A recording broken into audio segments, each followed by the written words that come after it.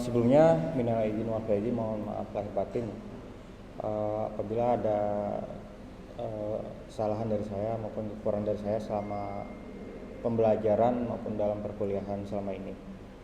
Oke, baik, kita lanjut untuk di pertemuan sekarang keempat ya, berarti minggu keempat dari perancang basis data Oracle. Oke, di sini mungkin saya mengingatkan kembali bahwa kita mungkin sampai UTS akan lebih banyak masih teori. Jadi mungkin 2 minggu kelima, minggu keenam masih terkait teori. Nah, minggu ke-7 atau setelah UTS ya insya Allah akan lebih banyak mungkin ya praktik kan, untuk 30-40% kita praktik. Oke, kemudian untuk yang mungkin yang online ya, linknya ada di e-learning, terus absen juga di e-learning, nanti diinfokan aja. Oke, untuk lanjutan materi pada pertemuan keempat ini yaitu kurang lebih mengenai model data maupun terkait konsep IRD.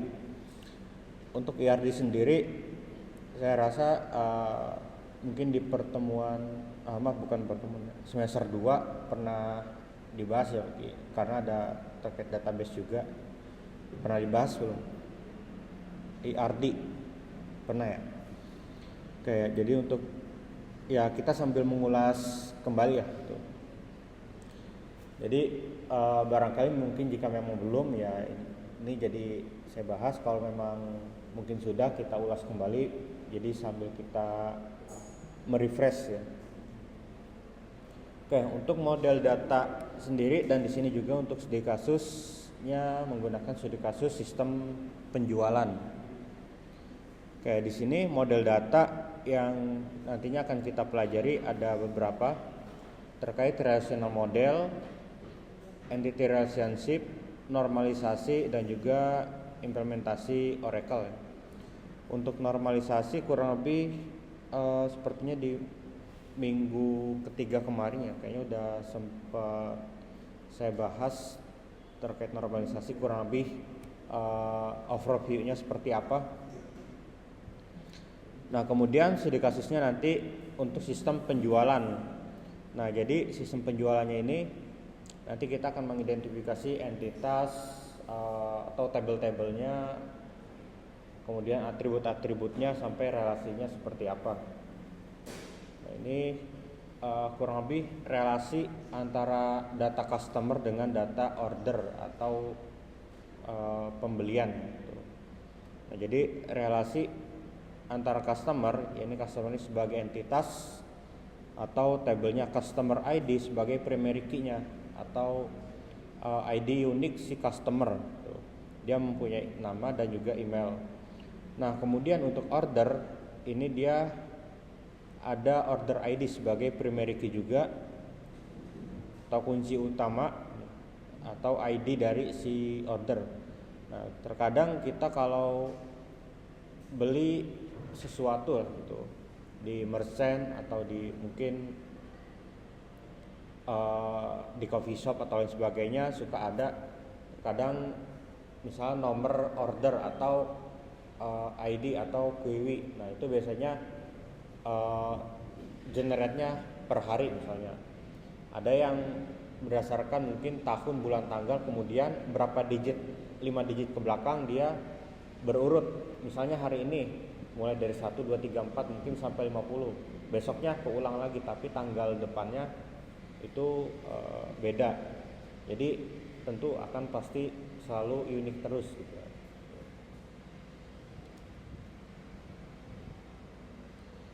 Oke, kemudian di sini untuk terkait dengan pengenalan model data.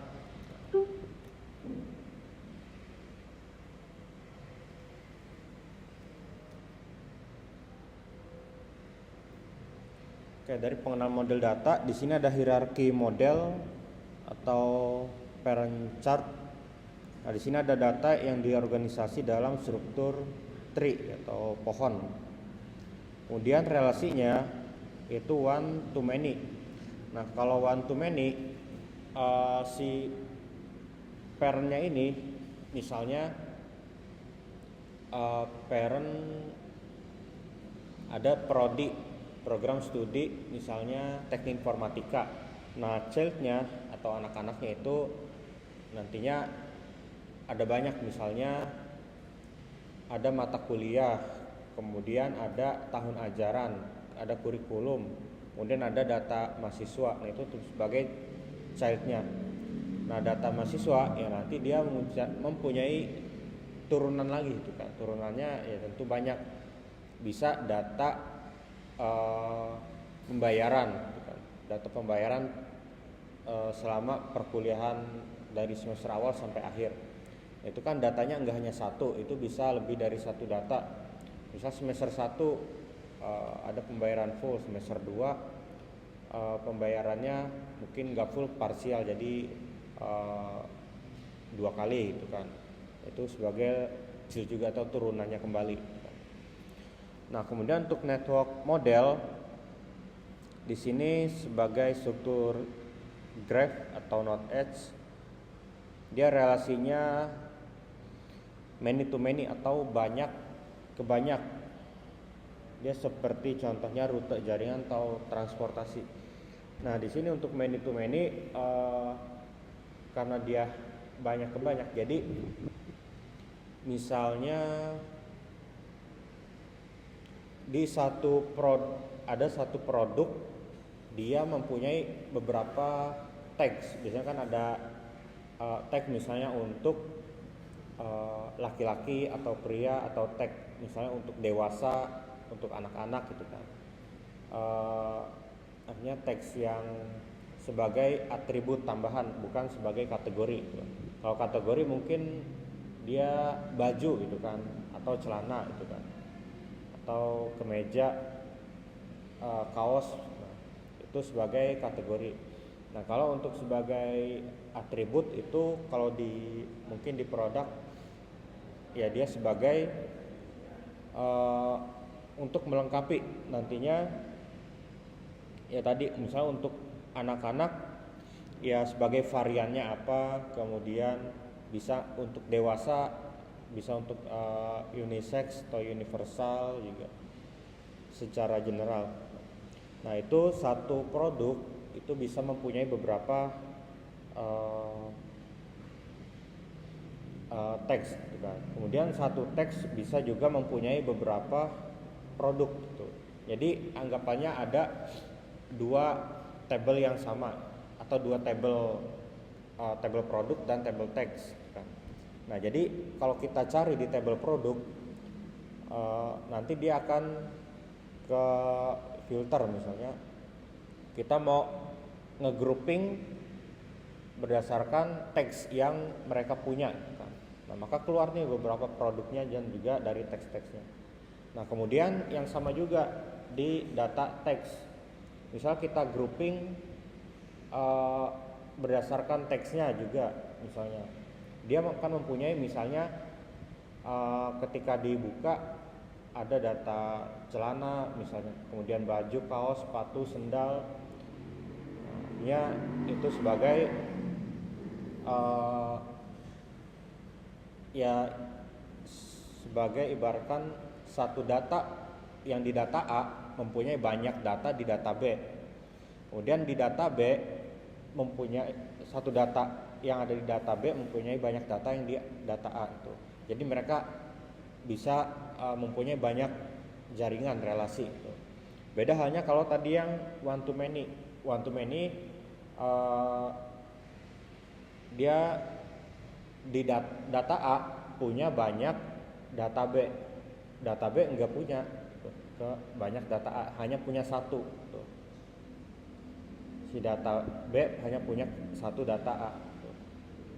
Jadi enggak apa ya namanya, secara filterisasi data itu enggak akan ke apa namanya,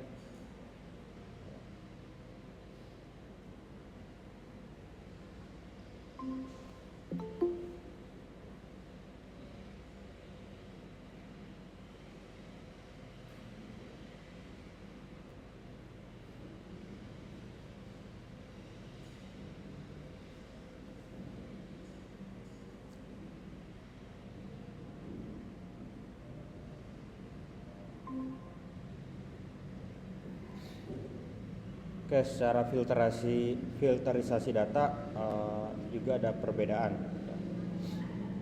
Nah, kemudian dilanjut untuk yang relasi model data di organisasi dalam tabel berelasi. Contohnya ada one to one to many to many. Ya ini kalau one to one ini kurang lebih dia hanya punya satu dengan satu. Contoh gampangnya, jika ada tabel mahasiswa dan ada tabel user. Nah, ini antara data user dan tabel mahasiswa dibedakan. Mungkin ada juga tabel data dosen, data pegawai. Karena akan mengakses suatu sistem yang sama. Nah, itu nantinya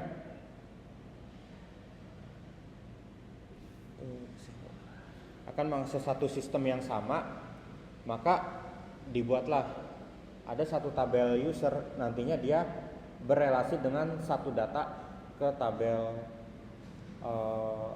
mahasiswa, ke tabel dosen, ke tabel pegawai gitu. Nantinya masing-masing data itu hanya punya satu data user juga gitu. Jadi secara relasi hanya satu dengan satu gitu.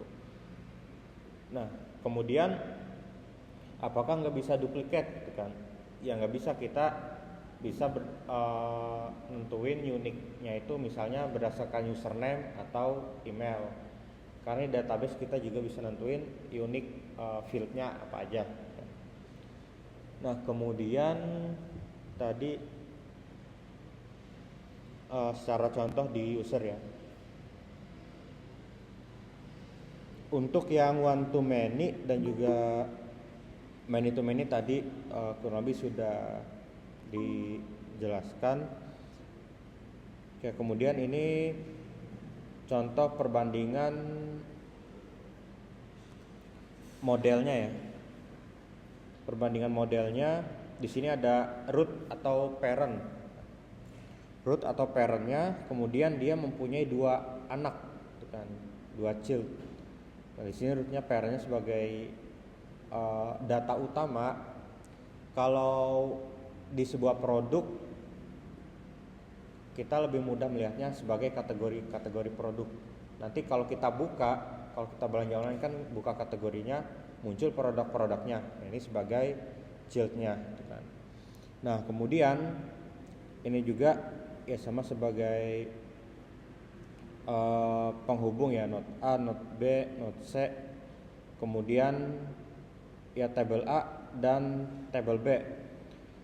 Tabel A dia sebagai primary key nanti di rootnya ini, sebagai rootnya. Kalau node B ini mungkin sebagai nanti bisa dibilang relasinya.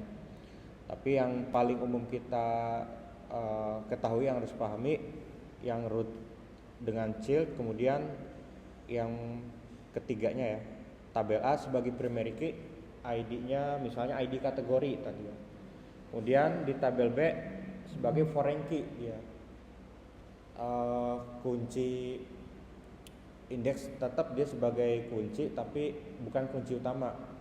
Mungkin di tabel produk ada ID produk sebagai primary key, tapi dia punya kategori ID sebagai foreign key karena nantinya akan sebagai relasi ke tabel produk, ke tabel kategorinya.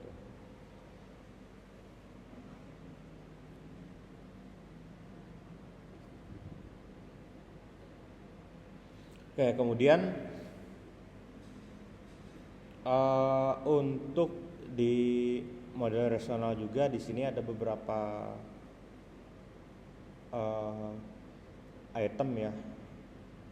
Ada terkait konsep inti dari model relasional, kemudian fitur di Oracle, pengelolaan identitas, tools desain, dan juga prinsip penamaan. Oke, untuk konsep inti model relasional di sini itu diantaranya ada tabel, baris, dan juga kolom. Nah, tabel, baris, dan kolom ini kan jadi satu lah. Kalau kita bikin tabel, tentu harus ada nama kolomnya, gitu kan. Nama kolom atau nama fieldnya apa. Untuk baris ya nanti jumlah atau data-datanya yang masuk di sana. Gitu. Jadi sebagai data yang diorganisasi dalam tabel dengan baris record atau data, dan kolom juga sebagai fieldnya. Kemudian di tabel dia mempunyai primary key sebagai identitas unik untuk setiap record dalam tabel.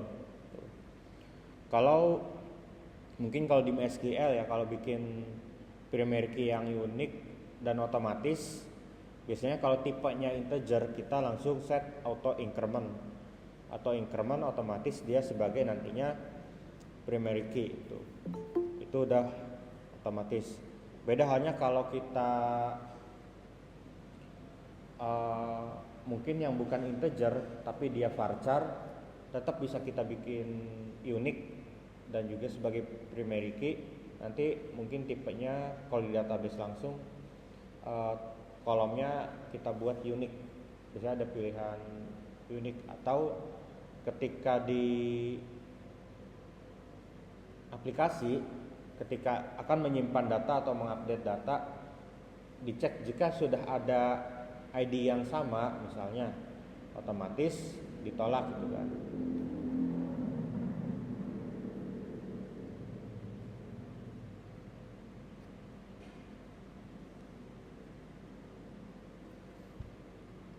Untuk foreign key juga di sini sebagai kunci untuk menghubungkan antar table. Kemudian integritas referensial, menjaga konsistensi data antar table. Normalisasi proses eliminasi redundansi data. Oke, tadi untuk foreign key sudah dibahas juga. Untuk integritas referensial, dia untuk menjaga konsistensi antar data table. Artinya ya sebagaimana datanya ini yang pertama benar gitu kan. Artinya data ketika memang untuk sistem yang benar-benar digunakan secara real atau secara live, secara production, tentu konsistensi data ini ya harus sesuai, benar, dan memang yang itu yang dibutuhkan gitu. Dan juga sesuai dengan yang dimana tabelnya itu, datanya itu digunakan pada tabel tersebut, itu sesuai. Kemudian normalisasi, ini proses eliminasi redundansi data atau pengulangan data atau data yang masih terdapat anomali atau yang masih mungkin banyak kurangnya gitu kan. Misalnya ada banyak data double di satu table, nah itu bisa kita lakukan proses normalisasi, yaitu bisa mungkin normalisasinya kita bikin manual dulu. Nah ini nanti data-data ini kan banyak double, bisa nggak kalau kita pecah menjadi beberapa table, jadi 2 misalnya. Nah ini berkurang nih akhirnya redundansi datanya atau secara pengulangan data. Tapi masih ada data yang memang masih bisa nggak untuk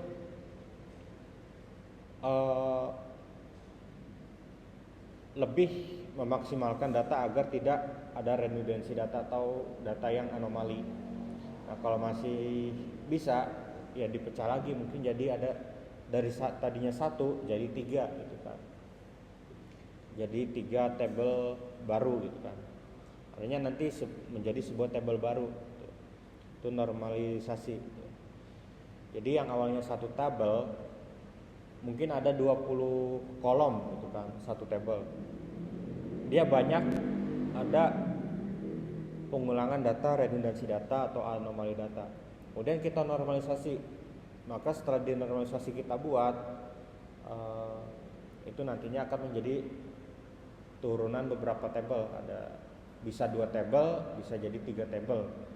Nah itu nanti tabel awal yang sebelumnya itu udah nggak kita pakai lagi gitu. Jadi kita pakainya yang baru yang sudah kita buat gitu. Oke, kemudian fitur Oracle yang relevan di sini ada constraints, index, view, sama partitioning. Oke, untuk constraints tepatnya kita sebagai untuk pengecekan ya, misalnya ada nggak yang unik datanya gitu kan. Kalau misalnya udah kita ngisi data ID yang sama, misalnya ada NIM misalnya 11250001. Kemudian ada lagi yang input 11250001. Itu ketika di save maka kan ditolak gitu kan. Karena constraint ini ada terkait unique, kemudian ada untuk ngecek validasi data. Jadi apakah misalnya data yang kita input sudah benar ke validate, biasanya dia ngecek lebih ke salah satunya ke tanggal. Misalnya di sistem tanggalnya nggak boleh lewat dari hari ini, atau kita ngisi ada tanggal mulai, tanggal berakhir, atau start end sama start date sama end date. Nah di sini untuk start date atau tanggal mulai nggak boleh melebihi tanggal selesai. Nah kalau kita nggak ada validasi cek atau constraint, biasanya misalnya sekarang tanggal 30, kita isi di tanggal end date atau tanggal berakhir. Kemudian tanggal 31 Maret kita isi di tanggal mulai.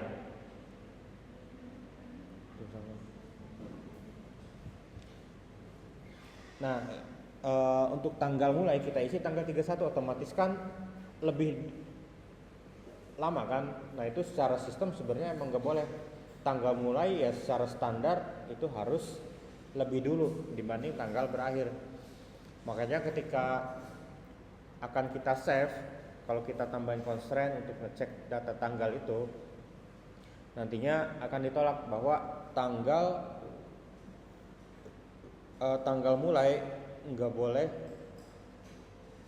lebih dari tanggal selesai, minimal di hari yang sama. Oke, kalau ada bikin sistem yang terkait ada tanggal, akhirnya ada rank date-nya, itu harus ditambahkan kondisi juga. Oke, kemudian foreign key udah dibahas, juga primary key sudah, unique juga terkait unique-nya ini bisa kita tempel misalnya di username, di email juga bisa kita tambahkan sebagai tipenya dia unique. Kemudian misalnya ada di nomor HP juga bisa. Kemudian di beberapa table yang memang sifatnya datanya itu hanya satu, misalnya sebagai number ya, misalnya sebagai nick, nomor induk gitu kan, itu juga bisa kita buat sebagai unik karena memang ya hanya punya satu itu kan, satu orang satu, nggak bisa lebih atau nggak ada yang sama itu. Kemudian untuk indeks di sini untuk optimasi ya, optimasi data. Misalnya satu table dia mempunyai banyak data, bahkan sampai puluhan ratusan ribu data. Kalau kita tidak optimasi, dampaknya data memang bisa diakses, tapi load eksekusinya dia lebih lama itu. Caranya kita optimasi indexing data. Pertama salah satunya di tabel. Misalnya di tabel transaksi. Kemudian tabel transaksi ada kolom, biasa kolom date atau tanggal. Nah, kolom tanggal ini yang kita jadikan indeks data. Nantinya ketika dicari berdasarkan tanggal atau grouping berdasarkan tanggal akan lebih cepat.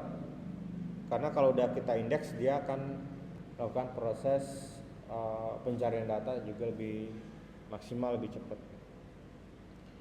Kemudian untuk view ada materialist view. Untuk performa salah satunya di sini bisa kita buat view baru. View barunya dari mana? Dari table. Misalnya view baru tadi ada table kategori, table produk, kemudian ada table transaksi. Nah ini kita bikin join table. Nanti ada kita tambahin script untuk membuat view. Jadi akan tercreate satu item baru, bukan table tapi sebagai view yang sudah berdasarkan referensi yang kita join tadi table. Nah itu nantinya ketika kita buka otomatis ya udah view datanya aja gitu. Kita nggak perlu nge-query lagi karena sudah berdasarkan view yang sudah kita jadikan query. Kemudian partitioning, untuk partisi table ini penting untuk digunakan pertama untuk data yang besar. Partisi table untuk data yang besar, terutama data yang memang udah ratusan ribu sampai jutaan data di dalam satu table. Kenapa harus dibuat partisi? Misalnya ada satu table, ya contohnya transaksi ya gitu. Tiap hari, satu hari bahkan sampai puluhan ribu data tercreate. Nah otomatis kan sebulan bahkan setahun udah jutaan data. Nah ini dipartisi tentu tidak akan menghilangkan tabel aslinya gitu. Misal tabel aslinya transaksi. Nah kalau kita buat partisi, otomatis dia akan memecah menjadi misalnya transaksi atau transaksi Januari 2026. Kemudian transaksi Februari 2026, transaksi Maret 2026. Nah, itu akan memecah, bisa kita buat menjadi per bulan. Ketika kita aksesnya tetap ke tabel yang utamanya gitu. Ke tabel yang aslinya yang tanpa ada keterangan bulan dan tahunnya. Jadi tentu untuk mempercepat akses data, ya filtering data dan pembacaan data itu. Karena ini memang kalau datanya udah benar-benar besar lah, ya minimal udah jutaan data di satu tabel.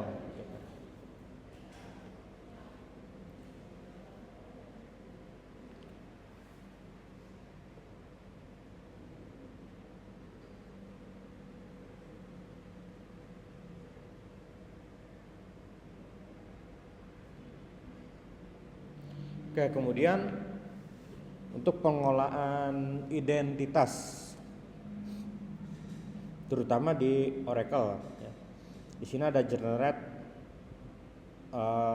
untuk sebagai identity atau identitas, atau increment otomatis nanti untuk primary key. Ya sama seperti di MySQL, kalau kita pilih checklist auto increment, otomatis dia nanti jadi primary key. Untuk sequence di sini generator angka unik untuk ID. Jadi nanti nilainya di sini ada contoh ya, startnya 1 itu kan, mulai dari angka 1. Jadi di increment by-nya per setiap satu angka gitu kan. Jadi naiknya per setiap satu angka. Jadi untuk sequence customer nanti agar ketika data digabung atau data banyak di-create, mungkin auto increment tetap itu sebagai ID data gitu kan. Untuk sequence-nya itu sebagai penambahan nanti unik di sini, contohnya di data customer-nya gitu. Mungkin customer juga punya customer ID gitu kan. Customer ID kan ya bisa deret panjang karakter gitu kan. Bisa full angka atau campur dengan antara angka sama huruf gitu kan. Nah, nanti ya mungkin pembedanya ada satu angka ya dia ngambil dari sequence customer, jadi di merge gitu kan. Oke, kemudian di sini contoh pembuatan tabel untuk yang auto increment dan juga sebagai primary key. Di sini tabel customer. Pertama untuk customer ID-nya tipenya number. atau kalau di database lain integer. Kemudian generate always as identity. Di sini udah otomatis kita akan membuat kolom tersebut atau customer ID menjadi auto increment dan primary key atau kunci utama. Untuk name-nya di sini varchar atau untuk inputan karakter biasa, tidak ada tambahan atribut yang lain. Oke, untuk tools design di sini untuk SQL developer data modeler. Di sini bisa visual design untuk bikin ERD, visual design. Kemudian untuk generate ERD bisa dari existing database, ada reverse engineering, generate DDL dari ERD bisa menggunakan forward engineering. Nah, kalau saya biasanya mungkin untuk remote database saja gitu kan. Kadang pakai dbeaver karena dia udah ada tampilan visual ER diagram. Udah ada tampilan visual ER diagram, tinggal kita download aja gitu kan, atau di crop. Nah, kalau untuk yang manajemen SQL-nya Oracle, dia pakai SQL developer gitu. Kalau untuk yang memang alat bantu sebagai untuk manajemen SQL Oracle ya. Untuk toolsnya SQL developer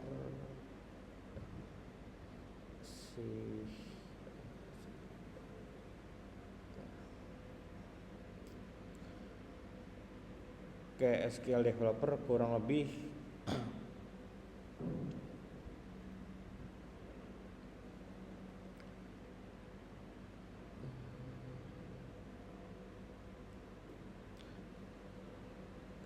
tampilannya ya kayak gini gitu. Untuk yang SQL developer, untuk dia memang dikhususkan untuk Oracle aja gitu, nggak bisa untuk database yang lain. Nanti praktiknya mungkin ya akan banyak menggunakan ini, tapi untuk database si servernya nanti kredensialnya nanti itu yang saya buat, insya Allah nanti setelah UTS baru kita persiapkan.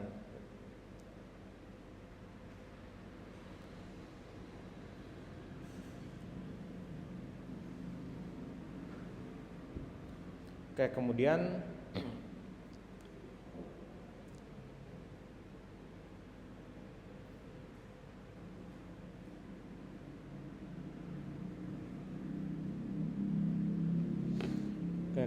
di sini ada pengenalan terkait ERD ya, kita ulas kembali walaupun mungkin di semester 2 udah pernah dibahas juga ya. Di sini kita ulas kembali, kita refresh. Pertama, tujuan dari ERD sendiri atau entity relationship diagram itu memodelkan entitas untuk mengidentifikasi objek bisnis yang dapat dibedakan. Nah, entitas sendiri itu kalau di database dia sebagai tabelnya atau objek. Kalau atribut kita definisikan karakter setiap entitas, artinya atribut ini sebagai kolom-kolomnya, nama kolom. Kalau tadi ada customer, berarti atributnya customer ID, nama, email, alamat customer, gitu kan, nomor telepon dan lain sebagainya. Kemudian penggambaran relasi menunjukkan hubungan antar entitas. Misalnya customer kalau dia punya data login ya customer dengan ke user, nanti ngambil reference di user ada, atau di customer ngambil referensinya dengan username misalnya yang unik atau primary key-nya di tabel user gitu kan, atau ID user bisa. Kemudian jembatan analisis ke desain. Jadi digunakan sebagai gambaran awal. Misalnya kalau kita bikin langsung di database, kadang ya sepengalaman saya gitu kan, bikin langsung tabel ABCD dan seterusnya, kemudian kolom-kolomnya langsung aja saya buat aja gitu kan, tanpa memikirkan bagaimana nanti ketika datanya ini sudah mulai akan diproses gitu kan. Nah, itu banyak perubahan ketika proses development. Misalnya database-nya ini harusnya nggak kayak gini nih si tabelnya gitu kan. Ini harusnya nggak kayak gini, bisa lebih simpel lagi, bahkan bisa lebih sederhana lagi. Jadi artinya ya kita bisa memetakan di awal itu akan seperti apa nantinya gitu. Memetakan secara transaksional datanya akan seperti apa, yang dibutuhkan paling tidak seminim-minimalnya seperti apa, agar nantinya enggak terlalu banyak perubahan. Mungkin kalau nambah-nambahin enggak masalah gitu kan, tapi kalau udah perubahan relasi dan sebagainya nanti kan akan ngerombak lagi. Misalnya kalau kita udah jalan ke aplikasinya gitu kan, udah menggunakan query dan sebagainya, bahkan udah banyak query join dan sebagainya, itu kan makan waktu lagi untuk perubahan itu.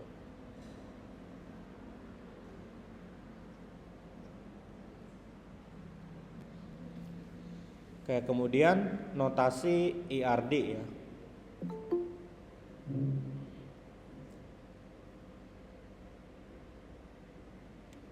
Kayak untuk notasi IRD di sini ada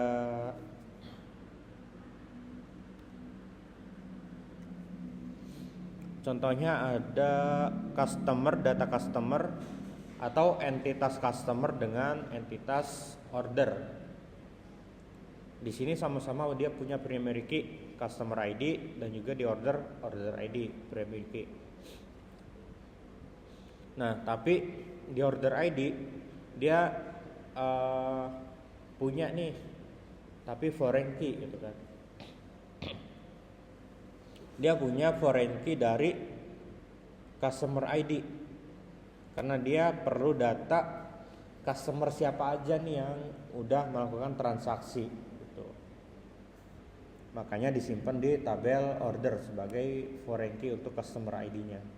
Untuk nantinya melihat histori transaksi customer siapa aja nih yang udah melakukan transaksi.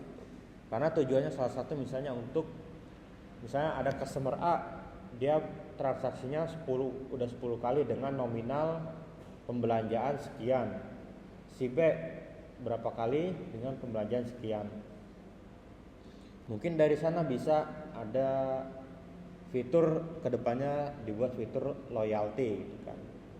Fitur loyalty atau nantinya setiap bulan mungkin ada GIF atau auto member gitu kan, dan lain sebagainya. Kemudian produk juga di sini akan ada order item. Nah, order item sendiri sebenarnya turunan dari order.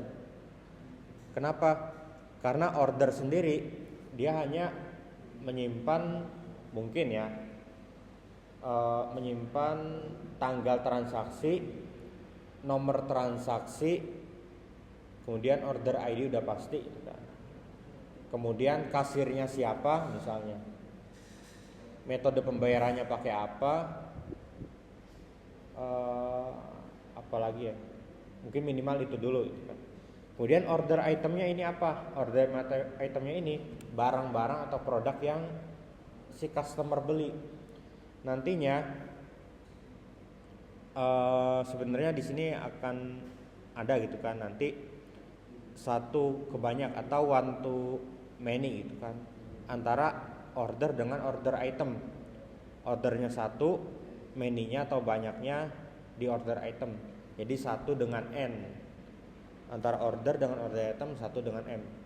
Jadi satu order punya banyak order item. Order itemnya ini si produk-produknya itu nanti.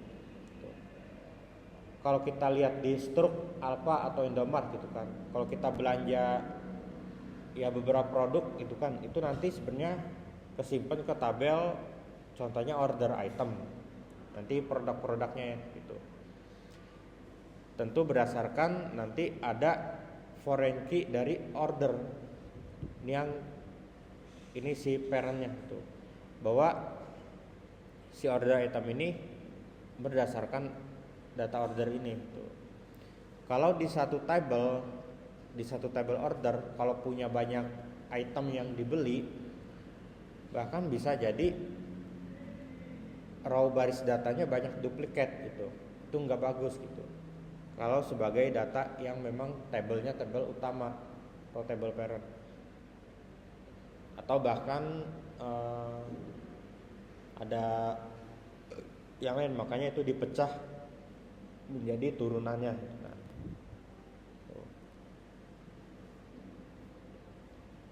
kemudian untuk yang artefak model, di sini model konseptual, logical, fisik. Tentu ada model konseptual kurang lebih mengenai abstraksi tingkat tinggi, fokus pada entitas dan juga relasi. Kemudian model logical itu terkait detail atribut, tipe data dan juga kunci. Model fisik yaitu yang kita implementasikan di Oracle. Ini ya kurang lebih beberapa model yang memang secara konsep itu di Oracle. Konseptual itu dia meliputi apa aja, logical apa aja, dan juga secara fisik dia apa aja. Nah, kemudian untuk manfaat IRD di sini keuntungannya pertama untuk memudahkan diskusi antar tim. Ya misalnya minimal tim itu 2 orang gitu kan. Misalnya si A dengan si B, dia ada nih di bagian ini, di bagian mungkin terkait order gitu kan, ada yang kurang sepakat. Misalnya ada terkait dengan potongan member gitu kan, atau diskon member. Nah itu mau ditaruh di mana? Di order item atau di table order gitu kan. Nah mungkin ada si A pengennya di order item, kenapa? Karena nanti dia akan menjadi item produk paling akhir tapi sebagai potongan member, misalnya 2% gitu kan. Kemudian ada juga bisa ke tabel order, nanti memang ada kolom untuk menyimpan data member kan, dan secara persentase, dan ada total dari item yang dibeli gitu kan. Dan kontrol kualitas itu untuk validasi desain database, artinya apakah desain database ini tabel-tabelnya, atribut, kolomnya udah sesuai dan relasinya juga udah sesuai atau belum. Nah itu nanti ya tentu untuk penjagaan memastikan hal tersebut juga. Dan yang paling penting sebagai dokumentasi sistem, sebagai dokumentasi implementasi sistem. Kemudian baru kita implementasikan sebagai pembuatan skema. Ya skema ini bisa juga kita create table-nya, kita create table menggunakan query, itu juga sebagai bagian dari skema. Oke, sampai di sini dulu. Ada pertanyaan?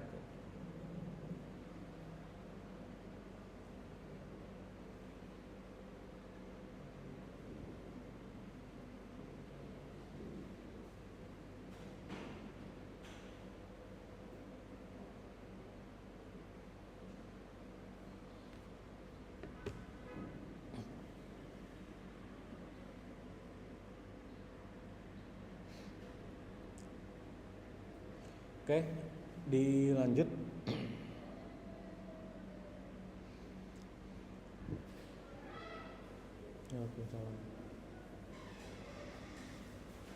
Oke, kemudian untuk komponen IRD ya.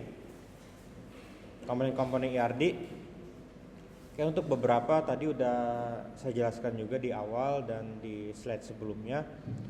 Yang pertama, company ID terkait entity atau entitas. Entitas di sini sebagai objek. Contohnya tabel ya, nama tabel, ada customer atau order. Atribut, karakteristik dari entity atau entitas. Dia sebagai nama-nama kolomnya gitu kan. Customer ID atau name.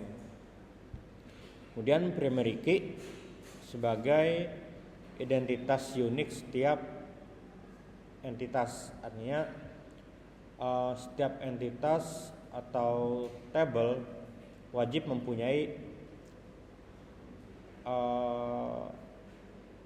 primary key ya.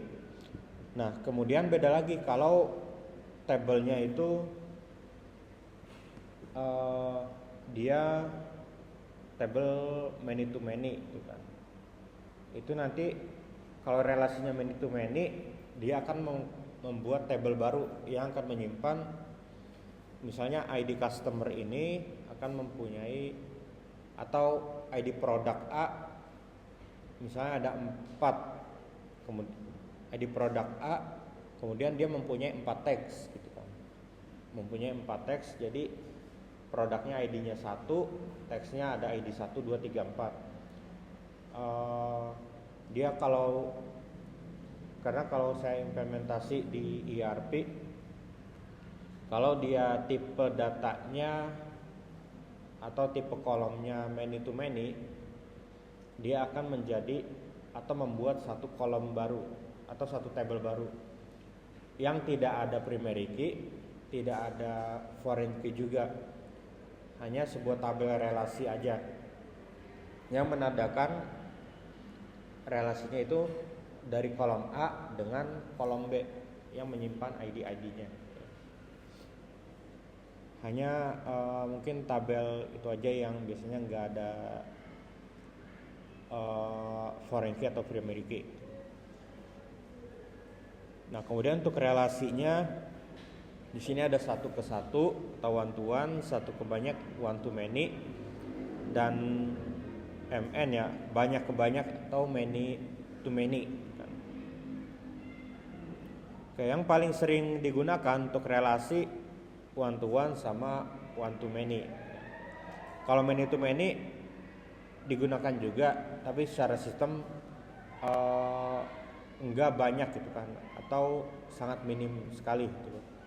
Karena memang secara kebutuhan juga dia enggak terlalu banyak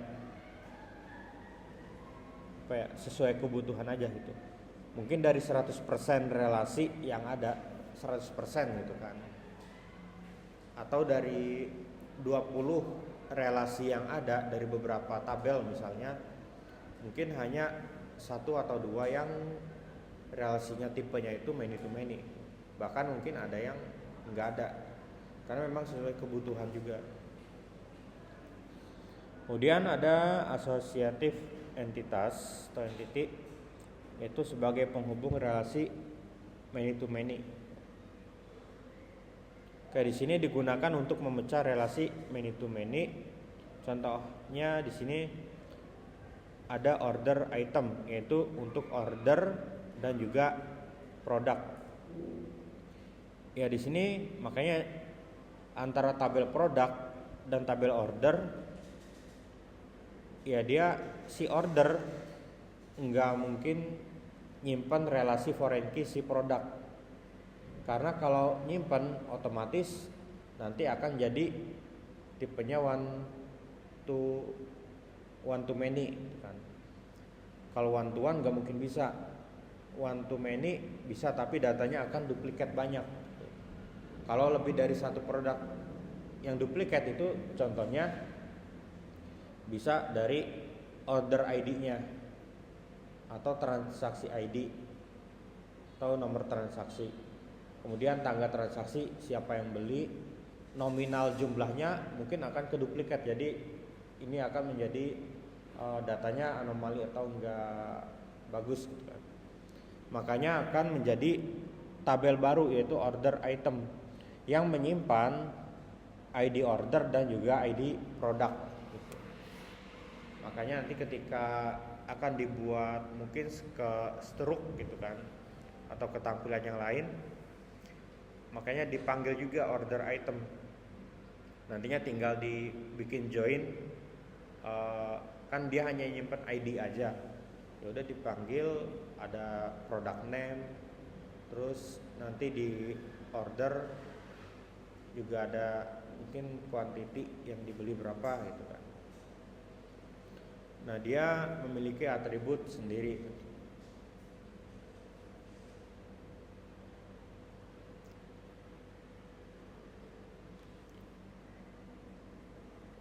Oke, contoh di sini ada diagram ERD sederhana contohnya ya.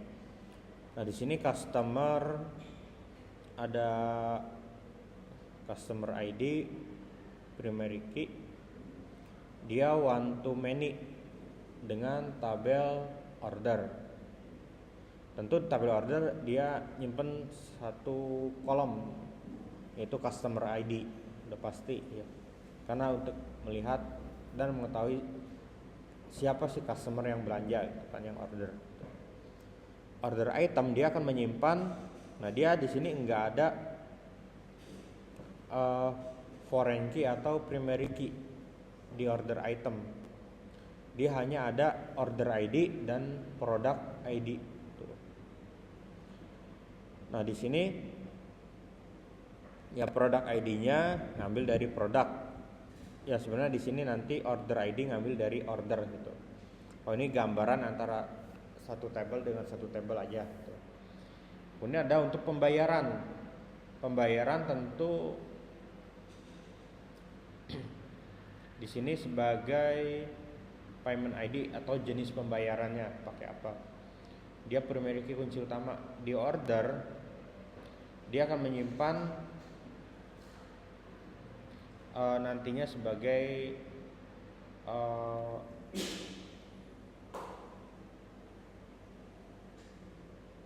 akan menyimpan sebagai foreign key ya untuk payment ID. Nah, dia di sini untuk relasinya banyak ke satu atau many to one. Nah, di sini many to one ya artinya kalau many to one kita yang mengambil mungkin jenis pembayaran tersebut. Misalnya ketika sudah di history atau di bagian check out, kan biasa kita kalau di e-commerce milih mau bayarnya pakai apa gitu kan. Nah, itu tipenya itu many to one di tabel yang kita check out itu. Di data check out atau tabel order itu kita akan mengambil ID pembayarannya. ID pembayarannya pakai apa? Nanti dia akan ya tentunya pakai payment gateway, akan ngirim request berdasarkan ID-nya. Makanya disimpan di tabel order si payment ID-nya sebagai foreign key.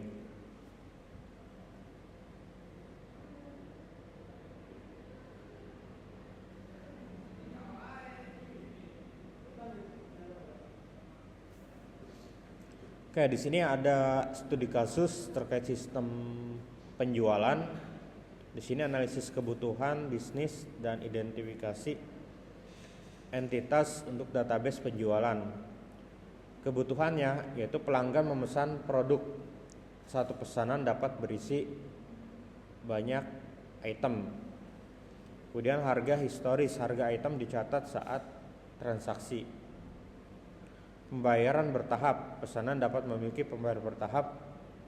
Misalnya pembayarannya bisa full, bisa 2 kali, 3 kali gitu. Dengan adanya nanti termin gitu kan. Mungkin per bulan atau per minggu, per 1 minggu sekali gitu kan. Pengiriman multiple, beberapa pengiriman per pesanan. Ya, artinya kalau satu pesanan biasanya kan otomatis ekspedisi yang ngirim satu gitu kan. Nah, di sini kan beberapa pengiriman untuk per pesanan, berarti ya secara analoginya banyak beberapa order dipecah menjadi beberapa untuk beberapa kali pengiriman. Tabel utama, di sini tabel utamanya ada customer, product, order dan juga staff. Customer, product, order dan juga staff. Ini tabel utama. Selain tabel utama ada tabel apa aja? Itu tabel pendamping atau tabel yang memang nantinya menjadi sebuah turunannya. Ya contohnya kan ada kategori produk, ada order item, ada payment. Nah itu kan selain yang tabel utama itu nantinya selain 4 tabel ini nanti akan menjadi beberapa tabel lagi tambahan.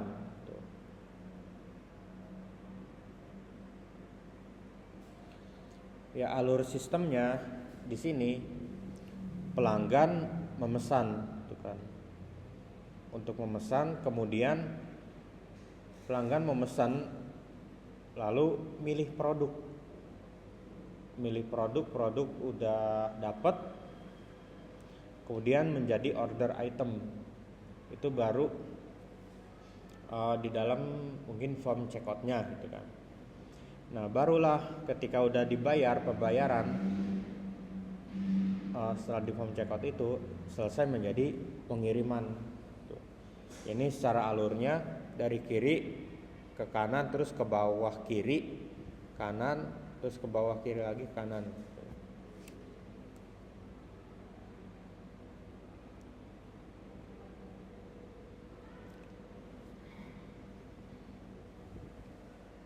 Oke, di sini untuk contohnya, memang untuk kalau di ERD kan garis-garisnya ya, nah itu belum ada itu kan. Nah, ada garis-garisnya. Nah kalau di sini kan untuk ERD tapi yang udah jadi lah gitu, udah jadi dalam bentuk table. Nah ini ada table customer, staff, product, payment, order dan juga shipment atau pengiriman. Yang merah dia warna merah sebagai primary key-nya, yang biru sebagai foreign key-nya. Nah di order dia punya 2 foreign key antara customer dan juga staff. Staff ini yang melayani transaksi. Di pengiriman dia foreign key-nya ngambil dari order. Nah kemudian order item dia associate entity. Kenapa di sini nggak ada yang lain-lainnya? Karena dia tadi nyimpen hanya order ID dan juga hanya nyimpen product ID di order item.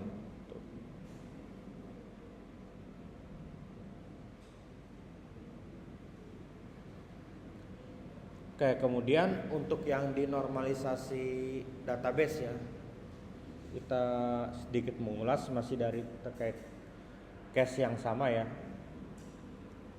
Nah di sini ada 1NF.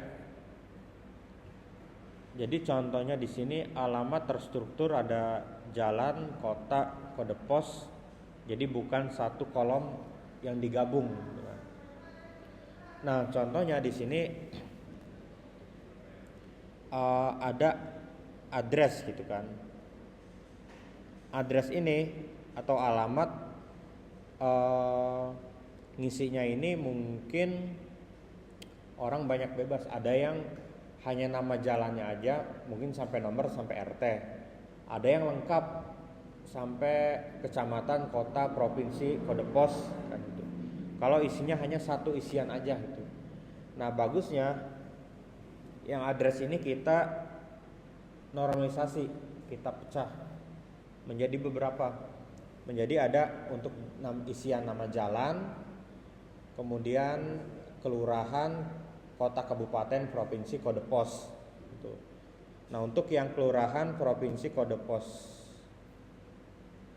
kelurahan, kecamatan, kabupaten kota, provinsi, sama kode pos ini kita bikin master data.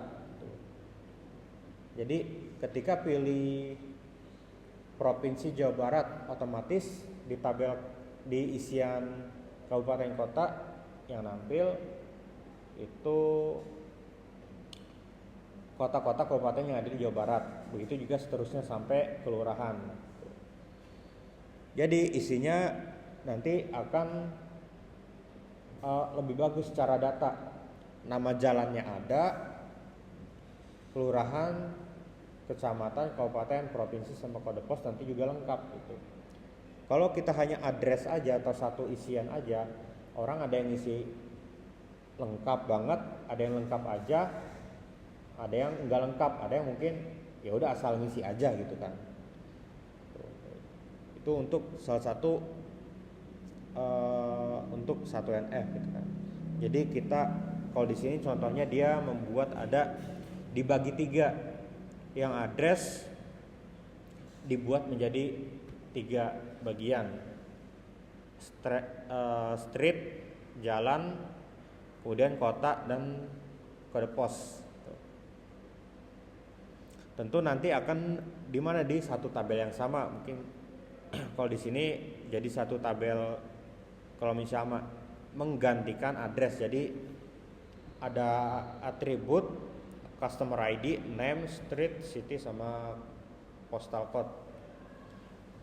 Kemudian untuk 2NF syarat harus bisa ke 2NF, minimal dia sudah 1NF. Apakah di 1NF udah cukup?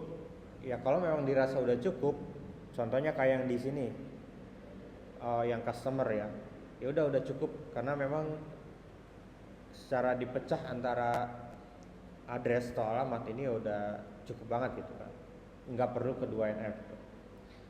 Oke. Ada yang memang udah cukup di 1NF, ada yang mungkin bisa sampai 2NF gitu. Contohnya di sini ada tabel order item. Order item ini dia menyimpan order ID, product ID, quantity, jumlah yang diorder. Nah, di sini primary key-nya dia 2 langsung. Order ID dan product ID. Nah, contohnya quantity dan unit price bergantung pada order ID dan product ID. Tuh. Oke, di sini order ID, quantity dan unit price kuantitinya berarti udah, kalau unit price berarti dari data produk, quantity juga dari data produk juga. Data produk misal quantity ada 100, yang dibeli 5, harganya 100.000. Nah berarti 5 yang dibeli dan 100.000 nanti akan kesimpan di tabel order dan akan memotong quantity yang di tabel produk ketika transaksi udah memang secara pembayaran udah terpenuhi, udah dibayar. Kemudian 3NF tentu dia harus syaratnya harus sudah 2NF. Atribut non-key tidak bergantung pada atribut non-key yang lain. Data referensi dipisahkan ke tabel terpisah. Contohnya kategori name disimpan di tabel kategori, bukan di produk. Nah, artinya di sini yang tadinya di sini kategori name ya. Jadi dia akan nantinya pakai skema join table, karena di sini sudah ada kategori ID. Nanti join dengan kategori ID pada tabel kategori untuk menampilkan kategori name.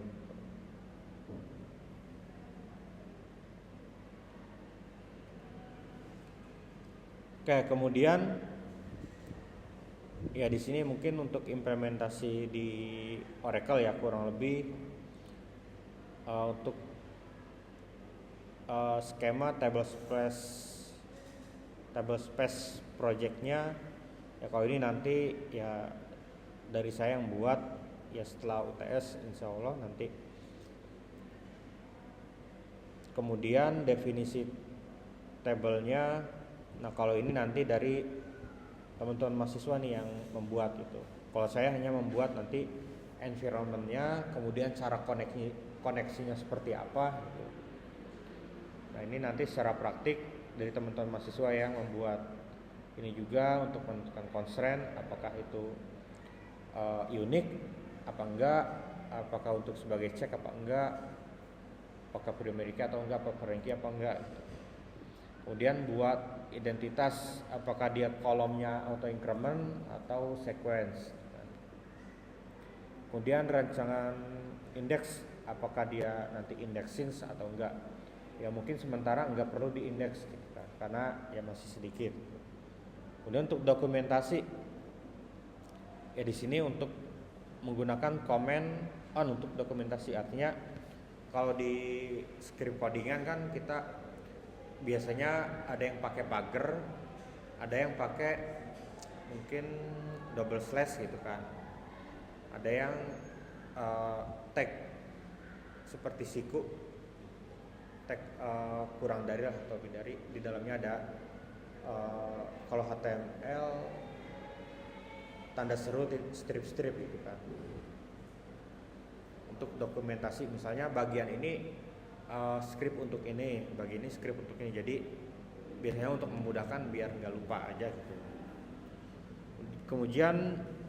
Kemudian uji integritas, tes data dan juga validasi. Kemudian SQL developer, data modeler, di sini ada untuk forward engineering dan reverse engineering. Ya di sini contoh implementasinya. Di sini untuk yang create table customer, pertama kolom customer ID, number, generate always as identity primary key. Artinya dia tipenya angka, auto increment dan juga primary key. Name tipenya karakter atau varchar 100, maksimal karakternya 100, not null, nggak boleh kosong, harus wajib ada isinya. Email sama panjang karakter 100 dan dia bebas, karakternya bisa huruf angka, simbol juga, dan dia unik. Nah di sini tambahin unik di sini. Uniknya berarti satu data customer hanya dimiliki oleh satu email yang sama, hanya dimiliki oleh satu email. Kalau ada register dengan email yang lain, customer lain maaf, di email yang sama, otomatis ditolak gitu kan. Atau ketika sebelum register, otomatis kita ngecek di sistem, di aplikasi, oh ternyata email ini sudah already exist, berarti kan udah ada. Kalau available ya berarti dia belum digunakan. Create add timestamp, ini otomatis default kapan data itu dibuat. Nah, di sini untuk rancangan indeks ya, atau indexing data. Di sini cara membuatnya create index, kemudian nama indeksnya ini bebas ya. Biasanya kita sesuaikan, misalnya IDX atau index customer name. Berarti indeksnya berdasarkan apa? On, tabel customer, dan nama kolomnya apa? Name. Di sini berdasarkan nama kolomnya name. Jadi untuk nama indeksnya juga harus kita sesuaikan. Nama tabelnya apa dan nama kolom yang dibuat jadi indeks itu nama kolomnya apa. Jadi biar ketahuan. Walaupun namanya bebas IDX customer name, karena tujuannya agar ternyata kolom name nih yang dijadikan indeks data dari tabel customer. Oke, sampai di sini ada pertanyaan?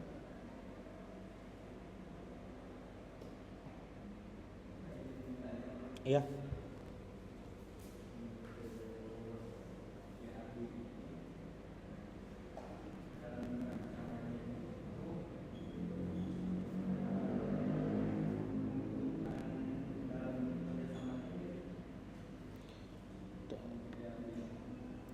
Oke, kalau IRD dalam perancangan ya tentu kerja sama tim diperlukan. Ya contohnya uh, misalnya saya di satu project gitu kan ada dua bisnis analis gitu kan. Misalnya ada dua bisnis analis. Nah, yang satu udah bikin nih rancangan IRD kayak gini gitu kan.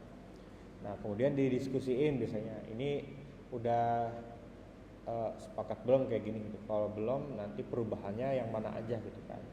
Tetap walaupun kalau kita yang bikin sendiri, orangnya sendiri gitu kan, nggak ada orang lain tuh yang mungkin memang untuk memvalidasi dan lain sebagainya memang pure full 100% dari kita gitu, itu bisa aja nggak masalah gitu.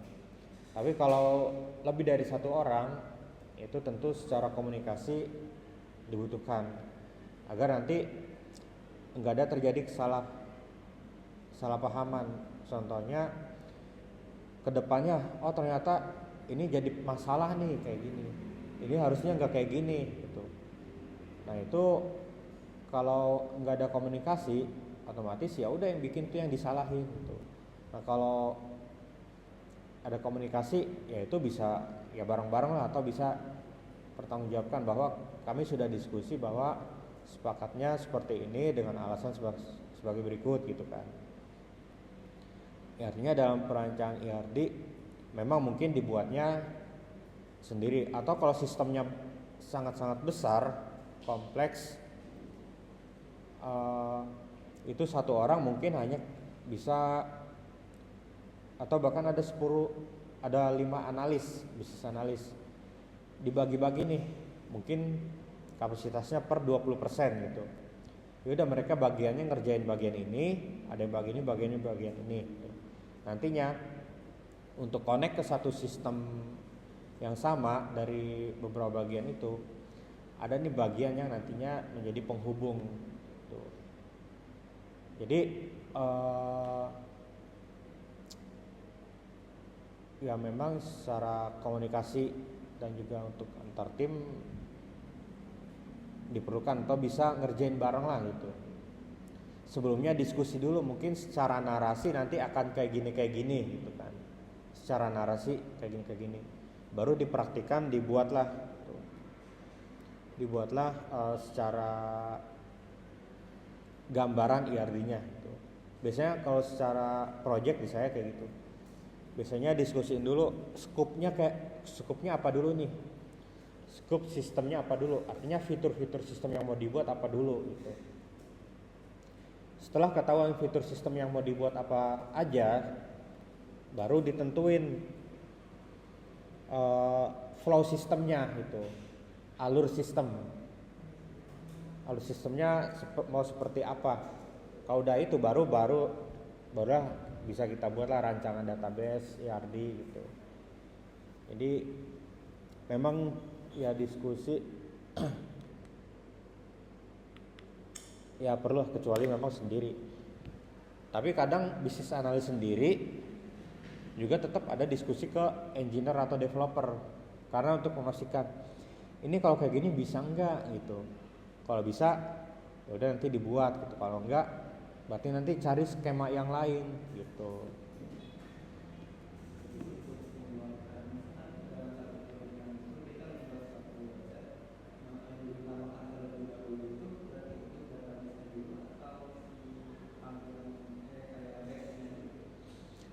Nah sebenarnya pertama fiturnya apa aja nih, fiturnya apa aja.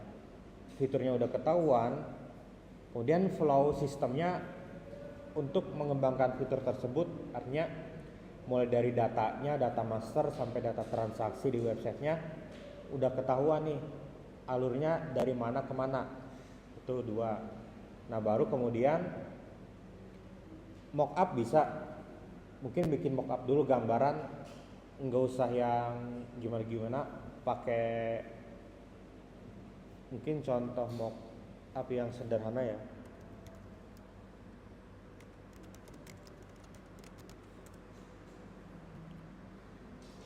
Dia Nah bisa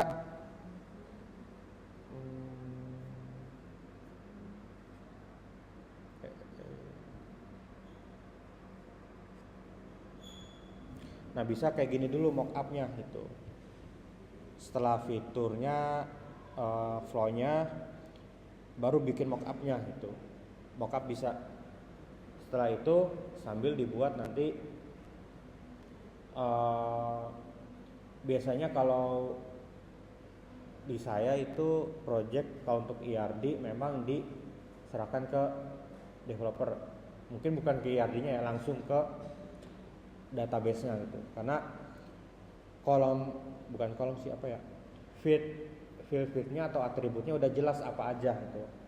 Atributnya udah jelas apa aja, kemudian nanti udah kelihatan ada kolom maaf ada tabel-tabel apa aja udah jelas tuh. Jadi tinggal bagian ERD kadang di skip gitu.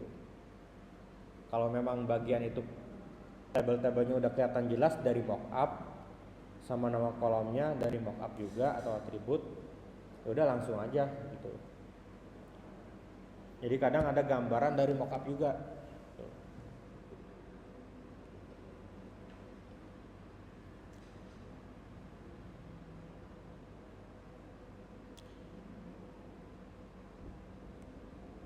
Oke, ada lagi atau mungkin kurang jelas?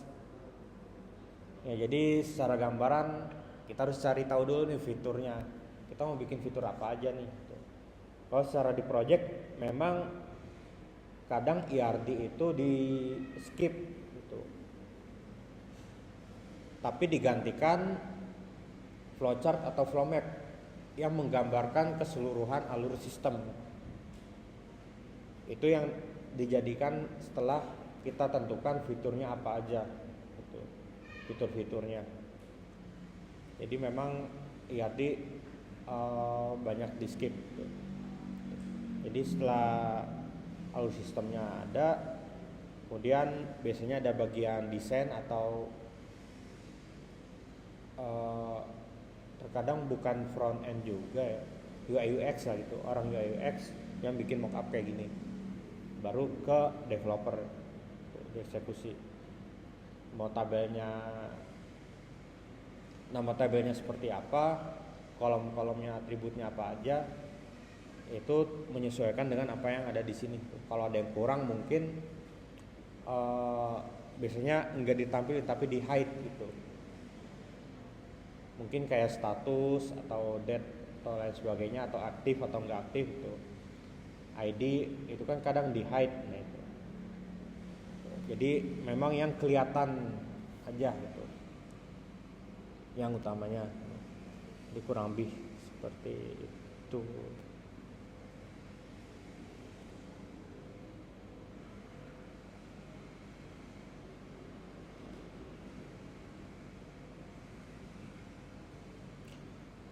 Oke, masih ada mungkin pertanyaan lain dari yang online mungkin di sini. Ada siapa aja? Arif ya. Bani, Idris, Ijarudin, Muhammad Zaguar, Pahat, Rohmat.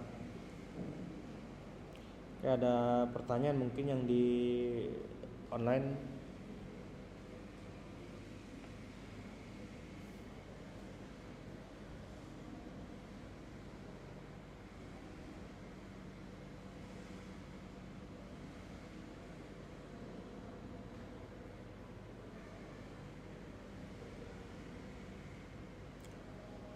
Oke, absensi jangan lupa ya di e-learning.